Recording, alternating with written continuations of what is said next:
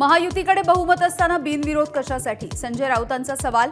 माघार नाट्यावरती 150 कोटी रुपये खर्च केल्याचाही आरोप। तर आरबीआय गव्हर्नर होण्यासाठी राऊत कोटींचे आकडे देत असावेत, सरनाईकांचा टोला।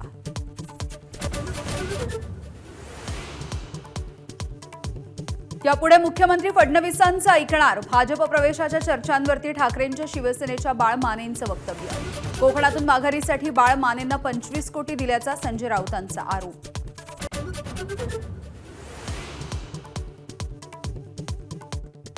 नरेंद्र दराडेंच्या मुलानं आपल्या वडिलांवरती वक्तव्य केल्यामुळे निवडणूक लढवणार। गोकुळ गीतेंची एबीपी माझाला एक्सक्लुझिव्ह प्रतिक्रिया। तर भाजप दबाव टाकत असल्याचा आरोप। तोडगा काढण्यासाठी गिरीश महाजन, उदय सामंत नाशिकमध्ये। नवनीत राणांनी घेतली सुनेत्रा पवार आणि पार्थ पवार यांची भेट। तर काल मुख्यमंत्री फडणवीसांसोबतही चर्चा।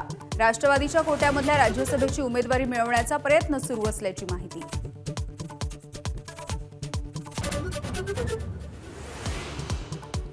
मुंबईकरांवर पाणी संकट। धरणांमध्ये फक्त 40 दिवसांचा साठा शिल्लक। 7 धरणांमधील उपयुक्त जलसाठा 14%। पावसाचं आगमन लाभलं तर पाणी टंचाईची चिंता।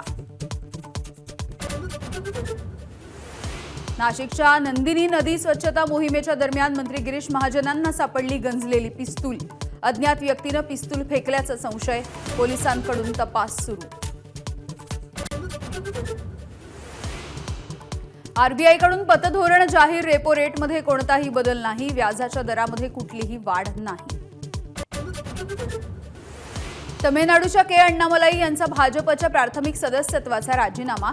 भाजप राष्ट्रीय अध्यक्ष नितीन नबीन यांनी राजीनामा स्वीकारला।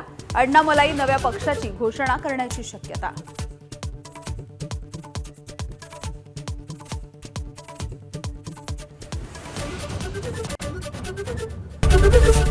एबीपी माझा, उघडा डोळे बघा नीट।